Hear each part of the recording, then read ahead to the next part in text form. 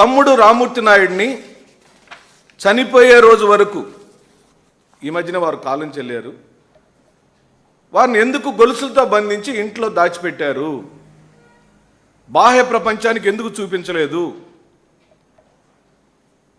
కాబట్టి ఇతరుల కుటుంబాల గురించి, వాళ్ళ కుటుంబ వ్యవహారాల గురించి మాట్లాడబోయే ముందు ఇప్పుడు నేను ఉదహరించి చెప్పిన అంశాలన్నిటికీ కూడా చంద్రబాబు నాయుడు సహేతుకంగా ఆధారాలతో దయచేసి బాధ్యత కలిగిన ముఖ్యమంత్రి గారుగా, నేను ఒక మాజీ శాసనసభ్యుడిగా నేను అడుగుతున్నాను, దయచేసి సమాచారం చెప్పమని అడుగుతున్నాను. మీకు మళ్ళీ కన్ఫ్యూజన్ అవసరం లేదు. నేను అడుగుతున్న ప్రశ్నలు ముక్కుసూటిగా స్ట్రైట్గా అడుగుతున్నాను.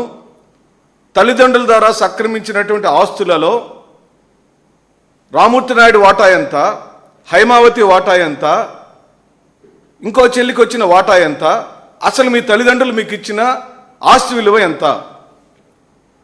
ఎప్పుడైనా మీరు తల్లిదండ్రులతో ఫోటో దిగారా? ఎక్కడైనా మీ తమ్ముడితో, చెల్లెళ్ళ ఇద్దరితో కలిసి ఒక ఫోటో దిగారా? మీ కుటుంబం అంతా కలిసి, అనగా ఖర్జూరు నాయుడు గారు, అమ్మనమ్మ గారు, చంద్రబాబు నాయుడు గారు, రామూర్తి నాయుడు గారు ఇద్దరు చెల్లెళ్ళతో కలిసి ఓ సంక్రాంతి పండగ కానీ, లేదా ఒక దీపావళి పండగ కానీ, లేదా ఒక శుభకార్యంలో కానీ కలిసి ఉన్నట్టుగా ఎక్కడైనా దయచేసి ఆధారాలు ఉంటే, వీడియోలు ఉంటే దయచేసి బయట ప్రపంచాన్ని చూపించమని డిమాండ్ చేస్తుంది వైఎస్ఆర్ కాంగ్రెస్ పార్టీ. మీరు నిన్న అధికార సభలో ఓ ముఖ్యమంత్రి హోదాలో కూర్చొని మాజీ ముఖ్యమంత్రి గారి కుటుంబం గురించి అంత అవహేళనగా, అంత లోపభూయిష్టంగా మాట్లాడిన మీరు, మేము అడిగే ప్రశ్నకు ఖచ్చితంగా చంద్రబాబు నాయుడు సమాధానం చెప్పే తీరాలి. మేము కూడా తెలుసుకోవాలనుకుంటున్నామండి. మేము ఎవరి గురించి మేము తెలుసుకోవాలనుకుంటుంది మా రాష్ట్ర ముఖ్యమంత్రి గారి గురించి, మా రాష్ట్ర ముఖ్యమంత్రి అయిన నారా చంద్రబాబు నాయుడు గారి యొక్క కుటుంబం గురించి తెలుసుకోవాలనుకుంటున్నాం. తప్పేముంది? మీ తమ్ముడు గారి గురించి చెప్పండి. మీ నాన్నగారు ఇచ్చిన ఆస్తిలో మీ వాటా ఎంత, తమ్ముడు గారి వాటా ఎంత, ఇద్దరు చెల్లెలకి ఇచ్చిన వాటా ఎంత? కాబట్టి వ్యక్తిగత దోషులకు దిగిన మీరు తప్పనిసరిగా ఈ వివరాలన్నీ కూడా ఈ ప్రపంచానికి చెప్పమని డిమాండ్ చేస్తుంది వైఎస్ఆర్ కాంగ్రెస్ పార్టీ. ఇంకా ఏమంటారండి వారు? నిన్న సభలో మమ్మల్ని గొడ్డల పార్టీ అని, మమ్మల్ని రౌడీల పార్టీ అని, గంజాయి బ్యాచ్ అని దోషంలో ఆడాడు. సంతోషం. అంటే 2 ఏళ్ళు నువ్వు ఫెయిల్ అయిపోయినట్టేగా. ఈ 2 సంవత్సరాల కాలంలో ఈ 360 రోజులు, 700 రోజులు బూడిదలో పోసిన పన్నీరేగా నీ పరిపాలన.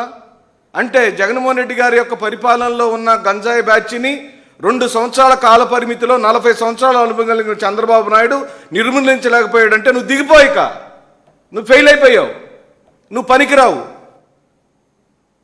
ఎక్కడ గురించి మాట్లాడాడండి? స్వయానా తన నియోజకవర్గమైన కుప్పంలోనే గంజాయి బ్యాచ్ ఉందన్నాడు, రౌడీ బ్యాచ్ ఉందన్నాడు. తన నియోజకవర్గంలోనే గంజాయి బ్యాచ్ ఉంటే ఈ రాష్ట్ర ముఖ్యమంత్రిగా పరిపాలించడానికి నారా చంద్రబాబు నాయుడుకి నైతిక హక్కు ఉందా అని అడుగుతున్నాం. అది వదిలిపెట్టి సొంత నియోజకవర్గంలో, ఒక ముఖ్యమంత్రి గారి సొంత నియోజకవర్గంలో ఉన్న గంజాయి బ్యాచ్నే నిర్మూలించలేని ఈ ముఖ్యమంత్రి చేతగాని వాడని డిక్లేర్ చేస్తున్నాం. నీకు పరిపాలన రాదని చెప్పి అంటున్నాం. నువ్వు కేవలం డబ్బులు సంపాదించుకునేదానికి, ఆస్తులు కూడబెట్టుకునేదానికే ముఖ్యమంత్రి పదవిని అలంకరించావు, కానీ ఈ రాష్ట్రంలోని శాంతి భద్రతల పరిరక్షణకి ఏ మాత్రం నువ్వు పనిచేయట్లేదు అనేది నీ ఉపన్యాసమే చెప్పింది. 2 సంవత్సరాల తర్వాత కూడా తన సొంత నియోజకవర్గంలో ఇంకా గంజాయి బ్యాచ్ ఉంది అని చెబుతున్నాడంటే ఈ రాష్ట్ర ముఖ్యమంత్రి ఈ రాష్ట్రంలో ఎంత లోపభూయిష్టంగా పరిపాలన జరుగుతుందో మీరే రాష్ట్ర ప్రజలే, విలేకరులందరూ కూడా ఆలోచించమని చెప్పి అడుగుతున్నాం. మమ్మల్ని గొడ్డల పార్టీ అని పదే అంటున్నాడు.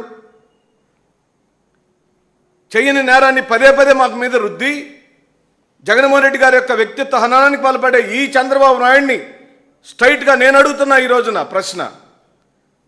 సాయికృష్ణ అనే వాడిని చంపింది ఎవరు? సాయికృష్ణ బాడీ ఎక్కడుంది? ఆ కాపు అమాయకుడైన యువకుడైన వాడు నేరాలు చేసి ఒకవేళ నిజంగానే చట్టాన్ని అతిక్రమించి ఉంటే చట్టాన్ని చేతుల్లోకి తీసుకునే హక్కు మీకు ఎవరిచ్చారు? పోలీస్ స్టేషన్లో పట్టి చంపే హక్కు మీకు ఎవరిచ్చారు? మేము అడుగుతున్న ఈరోజు సమాధానం చెప్పండి. అంటే మీరే చంపేస్తారా? మీరే శిక్షలు విధించేస్తారా? మీరే ఉరిశిక్షలు వేస్తారా? మీరే లాఠీలు పెట్టి కొట్టి చంపేస్తారా? ఇంక దేనికయ్యా? ఎందుకు న్యాయస్థానాలు దేనికి? భారత శిక్షా స్మృతి దేనికి? బాబాసాహెబ్ అంబేద్కర్ రచించిన రాజ్యాంగం దేనికి?